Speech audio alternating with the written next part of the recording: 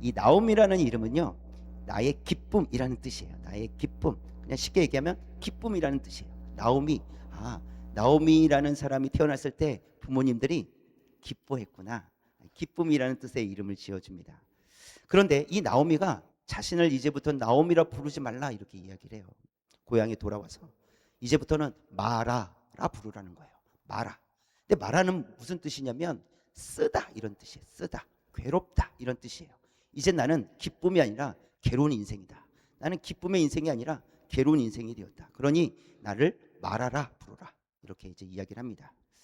이 나오미는 이 고향 베들레헴에 흉년이 들었을 때였어요. 그때 남편과 함께 두 아들을 데리고 넷이서 이제 이주를 하게 돼요. 여기서는 좀 힘들겠다. 그래서 모압이라는 땅으로 이주를 하게 돼요. 그러나 그곳에서 남편이 죽습니다. 그리고 10년 후에 아들들이 두 아들들이 결혼은 했지만 10년 후에 또 죽음을 맞이해요. 그럼 누구만 남았어요? 이제 여자 셋, 나오미와 며느리 둘, 셋만 남게 됩니다. 그때 이제 이 고향 베들레헴에 이스라엘에 풍년이 들었다는 소문을 들렸어요. 그래서 안 되겠다. 여기 있는 것보다 고향으로 가는 게 더 좋겠다 하고 고향으로 가기를 결심을 합니다. 그런데 이 오르바라는 며느리는 이제 이 나오미가 너희들은 아직 젊으니 너희 집으로 돌아가라. 너희 어머니께로 돌아가서 거기서 다시 새 인생 출발해라. 이렇게 권면을 합니다. 그래서 처음에는 두 며느리 둘 다 아닙니다. 저는 무조건 어머니를 따라가야 됩니다. 이렇게 얘기를 해요. 그러다가 오르바는 먼저 그 이제 자꾸 권면을 하니까 그러면 어머니 말씀대로 제가 가겠습니다 하고 돌아가요. 그러나 룻은 저는 끝까지 어머니를 따라가겠습니다 하고 두 사람이 이 나오미의 고향 베들레헴으로 이제 돌아가게 됩니다. 이 나오미가 돌아온 것을 마을 사람들이 이제 본 거예요. 오랜만에 봤잖아요. 막 이제 떠들썩하기 시작하는 거예요. 와, 나오미가 왔다 이러면서. 그런데 그 지금 나오미가 돌아오긴 했는데 처음에 떠날 때는 몇 명이었다고요? 4명이었어요. 근데 돌아왔는데 몇 명이에요? 2명이에요. 그것도 나오미는 알겠는데 한 여인, 이방 여자인 것 같은데 모르겠어요. 누구지? 뭐 그냥 며느리인가? 뭐 이 정도. 그러면 남편은 어디 가고 두 아들들은 어디 가고. 그래서 이때 나오미는 자신을 더 이상 나오미라고 부르지 말라는 거예요. 나는 기쁨이 없습니다. 내 인생은 기쁨이 사라졌습니다. 내 인생은 이제 괴로움밖에 없습니다. 씁니다. 그래서 저를 마라라 이렇게 부르십시오. 동네 사람들 예전에 나오미가 아닙니다. 저는 괴로운 인생을 살아왔고 괴로운 인생을 살아가기 때문에 이제는 나오미라 하지 마시고 이제는 마라 이렇게 부르십시오. 이렇게 이야기한 거였어요. 그렇게 기쁨은 사라지고 괴로움뿐이라고 생각했던 이 나오미에게 오늘 이제 이 룻기서 마지막 이 4장 마지막 부분인데요. 나오미의 인생에 소망이 생겨요. 왜냐하면 이 며느리 룻에게서 아들이 태어나거든요.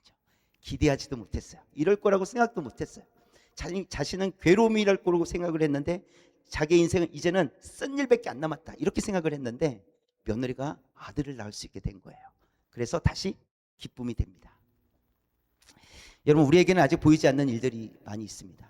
볼 수 없는 일들이 너무나도 많이 있어요. 그러나 보이지 않는다고 다 절망은 아니라는 거예요. 단지 볼 수 없을 뿐이에요. 볼 수 없기 때문에 절망이다? 아닙니다. 나오미는 현실적으로는 절망뿐이었지만 기쁨으로 바뀌었다는 것을 말씀을 통해서 우리가 확인할 수 있습니다. 이곳에 있는 우리 자녀들이, 우리 다음 세대 우리 자녀들이 어떤 위대한 사람이 될지 우리는 아직 볼 수가 없습니다. 앞으로 하나님께서 만들어 가실 거예요. 또 위대한 인물로 만들어 가실 거예요. 하나님 기뻐하시는 인물로 만들어 가실 거예요. 그러나 아직 보이지 않을 뿐이지 하나님의 영광을 위해서 하나님께서 반드시 사용하실 거라는 것입니다. 그렇다면 우리는 아직 보이지 않지만 앞으로 세워질 우리 다음 세대들을 위해서 기도를 준비해야 됩니다. 우리 목양중앙교회 안에는 아직 다음 세대가 세워지지 않았잖아요. 그러면 우리는 절망인가요? 아니에요. 우리의 현실은 그렇게 보여요. 없으니까, 보이지 않으니까, 미래가 보이지 않는 것처럼 보이니까. 그러나 하나님은 보고 계시는 줄 믿습니다. 그렇기 때문에 절망이 아니라는 거예요. 하나님께서 절망을 기쁨으로 바꿔주실 줄 믿습니다. 그렇기 때문에 앞으로 세워질, 아직은 보이지 않지만 앞으로 보게 될 우리 다음 세대들을 위해서 우리가 기도해야 된다는 거예요. 그렇다면 무엇을 위해서 기도해야 될까? 오늘 말씀을 통해서 우리 세 가지를 살펴보면, 첫 번째, 시작. 유명하게 되기를 기도해야 됩니다. 우리의 자녀들이, 다음 세대들이 유명하게 되기를 기도해야 돼요. 14절에 있는 말씀 볼까요? 붉은 글씨만 보겠습니다. 시작. 이 아이의 이름이 이스라엘 중에 유명하게 되기를 원하노라 하고 축복을 합니다. 유명하다는 것은 어떤 사람이에요? 많은 사람들이 알고 있는 사람, 그렇죠? 또 많은 사람들이 유명하다고 인정해 주는 사람, 그런 사람이 유명한 사람이죠. 어떤 사람은 배우로서 유명하고요, 어떤 사람은 선수로서도 유명하고, 어떤 사람은 가수로서 유명합니다. 어떤 사람은 사업가로서도 유명해요. 근데 유명한 사람들은 길을 가다가도 사람들이 막 주목해요. 와, 유명한 사람 맞다, 막 이런 거. 연예인이냐 막 이러잖아요. 그 유명하다는 것은 계속 주목을 받는다는 것이죠. 그리고 사람들이 모여들기도 합니다. 또 유명한 사람은 실력이 있어요. 실력이. 연기를 잘한다든지, 노래를 잘 부른다든지, 운동을 잘하기 때문에 유명해지는 거예요. 그 외에도 여러 가지 이유로 유명해지는 경우들이 있겠죠. 우리는 이곳에 있는 우리 자녀들이 유명해지기를 원합니다. 여러분들이 아멘하는 거야. 그렇지? 이곳에 있는 우리 친구들이 유명해지기를 원합니다. 아멘, 아멘. 또 아직은 우리가 볼 수 없지만 우리 목양 중앙교회 안에서 예배드릴 다음 세대, 그들이 유명해지기를 원합니다. 성경에 보면 이 오벳이라는 사람은 이 족보에만 나옵니다. 어떻게 살았는지, 어떤 신앙생활을 했는지 알 수가 없어요. 이 오벳, 그러니까 룻에게서 태어난 오벳. 분명히 여기선 축복하기를 유명해지기를 원합니다라고 했는데, 성경은 이 사람이 유명한지 유명하지 않은지 알 길이 없어요. 그냥 족보에만 이름이 나와요. 안 유명했나? 이런 생각이 듭니다. 그러나 우리는 오벳의 손자로 태어난 다윗이 얼마나 유명한지를 우리는 알고 있어요. 그 족보에 다윗이 태어나거든요. 오벳은 잘 모르겠는데 다윗은 알죠? 다윗은 누구랑 싸웠어요? 골리앗이랑 싸웠죠. 다 알아요. 이겼어요? 졌어요? 이겼죠. 다 알아요. 우리는 다윗이 유명하거든요. 유명하니까 알고 있는 거예요. 이 다윗은 이스라엘 사람들에게 가장 존경받는 인물 중에 한 사람이에요. 이스라엘 안에서도. 왜냐하면 하나님 앞에 정직하고 바른 신앙생활을 한 사람, 본이 되었던 사람 뿐만 아니라 나라를 잘 다스렸던 사람이기 때문에 이스라엘 안에서 이 다윗은 굉장히 유명하고 그 다윗을 본받기를 원합니다. 마태복음에서도 아브라함과 다윗의 자손 예수 그리스도의 계보라, 족보라, 이렇게 이제 시작을 한단 말이죠. 이것은 이스라엘 전체 역사를 하나님의 언약이 성취되는 관점에서 간단히 정리한 문장이라고 할 수 있어요. 그래서 이스라엘의 역사가 어떻게 흘러가요? 아브라함부터 시작해서 다윗을 거쳐서 예수 그리스도로 흘러간다는 거예요. 그러니 이 다윗이 얼마나 유명한 거예요. 이렇게 짧은 문장 안에도 누가 있어요? 다윗이 있어요. 그래서 다윗이 유명한 사람이 됩니다. 어쩌면 오벳이 아니라 오벳을 축복을 했는데 그 오벳의 축복이 누구에게로 흘러간 거예요? 다윗에게로 흘러갔다라는 것입니다. 그렇다면 다윗은 왜 이렇게 유명해졌을까요? 사도행전 13장 22절 보시면 붉은 글씨 시작. 내가 이새의 아들 다윗을 만나니 내 마음에 맞는 사람이라 내 뜻을 다 이루리라. 다윗은 누구의 마음에 맞는 사람이었어요? 하나님의 마음에 맞는 사람. 전에는 합한 사람 이렇게 많이 표현을 했는데 내 마음에 맞는, 하나님의 마음에 맞는 사람이었다, 이렇게 말씀을 하고 있어요. 그래서 다윗이 유명해질 수 있었던 이유는 하나님 마음에 맞는 사람이었고 하나님께 쓰임 받았기 때문에 유명해졌다라고 할 수 있습니다. 우리의 자녀들이 하나님의 마음에 맞는 사람으로 자라가기를 축복합니다. 우리가 만나고 있는 우리 다음 세대, 또 우리 가정에 있는 자녀들, 또 우리가 만나고 있는 또 다른 또 자라가고 있는 자녀들, 그들이 하나님의 마음에 맞는 그런 사람으로 자라가기를 간절히 축원합니다. 아직은 뚜렷이 보이지 않을 때예요. 아직은 얘가 뭐가 되려고 이럴까, 뭐 이렇게도 표현할 만큼 아직은 보이지 않습니다. 어떤 사람이 될지, 정말 훌륭한 사람이 될 수 있을까 할 정도로 아직은 아무것도 보이지 않을 수 있습니다. 그러나 우리의 기도가 우리 자녀들에게 축복이 될 줄 믿습니다. 그러니까 기도하자는 거예요. 우리의 기도를 하나님께서 사용해 주신다는 것이죠. 또 오늘 말씀 속에서도 오벳을 축복했잖아요. 아직 이제 태어난 오벳을 유명해지기를 원합니다 라고 축복했더니 오벳은 유명해진 것 같진 않지만 누가 유명해졌어요? 그 후손 다윗이 유명해졌어요. 우리의 기도가 그냥 땅에 떨어지지 않는다는 거예요. 그래서 우리는 지금부터 기도해야 돼요. 우리의 자녀들이 유명해질 수 있도록 그렇게 기도하는 거예요. 유명하다라는 것은 하나님 앞에서 유명해지는 거예요. 하나님의 뜻을 이루는 사람이 되는 거예요. 우리가 그것을 위해서 기도하는 것이죠. 그래서 지금 우리의 눈에 보이는 우리 자녀들을 위해서 유명해지기를 기도하시고 또 앞으로 만나게 될 우리 다음 세대를 위해서 유명해지기를 기도할 수 있는 저와 여러분 되시길 원합니다. 두 번째 볼까요? 시작. 생명의 회복자가 되도록 기도해야 합니다. 15절 말씀인데요. 보시면 붉은 글씨를 보시면 이는 내 생명의 회복자이며 라고 말씀하고 있어요. 루덱에서 이 태어난 오벳은 나오미에게 이 생명의 회복자가 되었다 이렇게 표현하고 있어요. 생명의 회복자, 말 그대로 나오미가 회복이 되었다라는 거예요. 나오미가 자신이 이제 더 이상 나오미라고 부르지 말라고 했잖아요. 뭐라고 부르라고 했자고요? 말하라 부르라. 나는 괴로운 사람입니다. 이제 내 인생은 쓴 인생입니다. 저는 괴로운 인생이기 때문에 저는 마라입니다 라고 했는데 그 괴로움에서 다시 기쁨을 되찾게 된 거예요. 그래서 다시 나오미로 돌아온 거예요. 나오미의 인생은요, 남편이 죽고 두 아들이 죽었을 때 그냥 끝났어요. 그게 나오미의 인생이었어요. 그냥 괴로운 인생이었어요. 미래가 보이지 않는 인생이었어요. 그러나 이 오벳이 태어남으로 인해서 이제는 마라가 아니라 나오미가 되었다라는 거예요. 기쁨을 되찾았다라는 것입니다. 그래서 나오미에게 오벳은 살맛나고 삶의 의미를 불어넣어준 아들이라고 볼 수 있습니다. 우리 다음 세대들이 살맛나게 하고 삶의 의미를 불어넣는 그런 존재가 되기를 축복합니다. 우리 아이들을 보면서 그래 너 때문에 살맛난다. 너 때문에 삶의 의미가 있다. 이렇게 축복하는 거예요. 이 축복이지만 또 나에게 기쁨이 되는 거죠. 아이들은 야 너 자꾸 그럴 거야. 또 말 안 들을래? 막 이러면서 그쪽에 우리는 또 관심이 많잖아요. 좀 조용히 시켜야 되고 떠들지 않아야 되고 그러니까. 그러나 만날 때마다 너 때문에 살맛이 난다. 너는 누구에게든지 살맛나는 인생이 되길 바란다. 그렇게 축복할 수 있기를 원합니다. 지금 루덱에서 태어난 이 오벳은요 나오미 품에 안겨 있어요. 이 나오미 품에 안겨 있어요. 16절 말씀 볼까요? 시작. 나오미가 아기를 받아 품에 품고 그의 양육자가 되니. 얼마나 표정을 한번 상상해 보세요. 괴로운 인생에서 다시 기쁨을 되찾았잖아요. 얼마나 기뻤을까. 품에 안기어 있는 것만으로도 생명의 회복자가 되었어요. 누가요? 오벳이. 우리 자녀들이, 우리 다음 세대가 우리와 함께 있는 것만으로도 우리에게는 회복이 될 줄 믿습니다.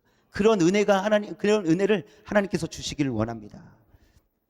그래서 생명이 태어난 것만으로도 그 가정은 기쁨이 넘쳤다라는 것이죠. 우리 자녀들이 존재하는 것만으로도 우리가 기쁨을 누릴 수 있기를 원합니다. 그래서 지금 여기에 있는 우리 자녀들이 함께 있는 것만으로도 우리가 기쁨이 있잖아요. 그러시죠? 흐뭇하잖아요. 우리 그 목양중앙교회 성도님들은 그냥 학생들이 있어주는 것만으로도 얼마나 좋습니까? 그러시죠? 아멘을 크게 하셔야 돼요. 그래서 믿죠. 같이 있어주는 것만으로도 그냥 품에 안긴 것, 품에 안고 있는 것만으로도 기쁨이 있다라는 거예요. 저를 포함해서 우리 성도님들은 아마 이 나오미의 마음일 것 같아요. 내 품에 지금 있는 거잖아요. 어쨌든 기쁘다. 이게 이렇게 기쁜 거구나. 그래서 나오미가 아기를 품고 안고 행복해하는 마음이 저와 여러분의 마음인데 앞으로 진짜로 이젠 내일은 떠나요. 아니 오늘 밤에 떠나요. 더 이상 품을 수가 없어요. 너무 아쉽지만 앞으로 지금은 보이지 않지만 하나님께서 반드시 세워질 다음 세대를 우리가 품고 기도할 때 그들이 우리 품에 안겨 있을 줄 믿습니다. 그리고 기뻐하자는 거예요. 우리가 그걸 누리자는 것입니다. 여러분 왜 다음 세대가 있어야 됩니까? 다음 세대는 있는 것만으로도 기쁨이 되기 때문에 그렇습니다. 제가 신평로 교회에 있을 때는 제가 다음 세대 전체 디렉터도 하고 그랬는데 이 아이들이 많은 것으로 인해서 저는 행복하다, 즐겁다, 좋다 이런 마음이 있기는 있었지만 충분히 있지는 않았던 것 같아요. 왜냐하면 이 녀석도 말 좀 잘 들었으면 좋겠다. 이런 생각이 더 많이 들거든요. 아유, 저 녀석들 또 떠드네. 뭐 이런 거예요. 좀 열심히 하면 좋겠다. 뭐 이런 생각들이 먼저 드는 거죠. 그러니까 그 존재 자체를 귀하게 여기보다는 뭔가를 잘해야 귀하게 여길 수 있는 마음이 생겼다라는 거예요. 제가 이게 풍성했을 때는 그것을 깨닫지 못했어요. 그런데 막상 없고 보니까 이야, 그냥 저기서 아기 소리가 우는 소리만 들려도 너무 좋은 거예요. 울어라 울어라 괜찮은 거예요. 때로는 많은 아이들이 있을 때는 조금만 떠들어도 왜 쟤는 떠들까?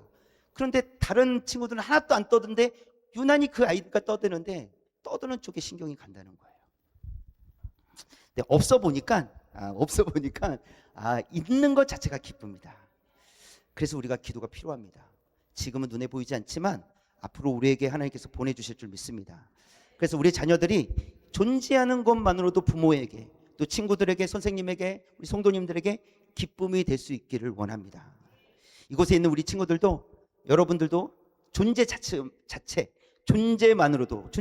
자체만으로도 기쁨이 된다는 사실을 알기를 원해요. 알았죠? 그래서 나는 존재만으로도 나는 기쁨을 주는 존재야. 이렇게 여기는 우리 친구들이 되었으면 좋겠습니다. 비록 현실은 그렇지 않을 수도 있어요. 현실은. 그러나 하나님께서 우리 친구들을, 우리 학생들을 기쁨을 주는 존재로, 존귀 여김을 받는 존재로 하나님께서 세워주셨다는 사실을 기억할 수 있기를 바랍니다. 우리 성도님들께서도 또 우리 선생님들, 오신 선생님들께서도 이곳에 있는 자녀들이 존재 자체로 기쁨이 되고 사랑받는 그런 존재가 될 수 있도록 기도해 주시길 바랍니다. 또 앞으로 만나게 될 우리 이 목양중앙교회에서 예배 드릴 우리 친구들을 생각하시면서 또 그런 마음으로 기도해 주시기를 부탁을 드리겠습니다. 세 번째, 마지막 세 번째인데요. 시작. 가문을 뛰어넘는 축복의 사람이 되도록 기도해야 합니다. 이 룻기서는 사사기와 이 사무엘상 사이에 끼어 있는 책이에요. 그래서 이 룻기서는 사사 시대를 배경으로 기록된 에피소드, 그러니까 사파와 같은 그런 이야기라고 할 수가 있어요. 그래서 룻기 1장 1절에서 보니까 사사들이 치리하던 때 이렇게 기록을 하고 있어요. 사사들 사사 시대에 일어났던 일이구나라는 거예요. 자, 그래서 사사 시대를 좀 이해할 필요가 있어요. 사사 시대는 어떤 시대였을까요? 사사기 21장 25절 말씀 처음부터 시작. 그때 이스라엘의 왕이 없으므로 사람이 각기 자기 소견에 오른 대로 행하였더라. 보니까 하나님을 왕으로 여기지 않는 사람들이 많아졌다라는 거예요. 그래서 어떻게 살아요? 내 마음대로 살았다는 거죠. 내 생각이 옳은 대로 사는 거예요. 아니, 내가 이렇게 하면 이게 옳은 거야 라고 했던 사람들이 많아졌다, 이렇게 말씀을 하고 있어요. 또 사사기 2장 10절, 이것도 처음부터 시작. 그 세대의 사람도 다 그 조상들에게로 돌아갔고 그 후에 일어난 다른 세대는 여호와를 알지 못하며 여호와께서 이스라엘을 위하여 행하신 일도 알지 못하였더라. 그러니까 여호수아가 살아있을 때에는 그래도 많은 사람들이 하나님을 따르고 하나님의 말씀을 따라 순종을 하려고 애썼단 말이죠. 그러나 여호수아가 죽은 이후, 그리고 여호수아 때 어른들이 이제 다 죽은 이후에 어떤 세대가 일어났다고요? 다른 세대, 다음 세대가 일어나야 되는데 다른 세대가 일어났다, 이렇게 말씀하고 있습니다. 그럼 어떤 사람들이 점점 많아졌다라는 거예요? 자기 소견에 옳은 대로 행동했던 사람들, 자기가 하고 싶은 대로 살고 싶어하는 사람들이 많아졌다. 그래서 한마디로 엉망이었던 시대가 바로 사사시대예요. 그때를 배경으로 지금 이 나오미, 룻, 보아스에 대한 이야기를 하고 있는 거예요.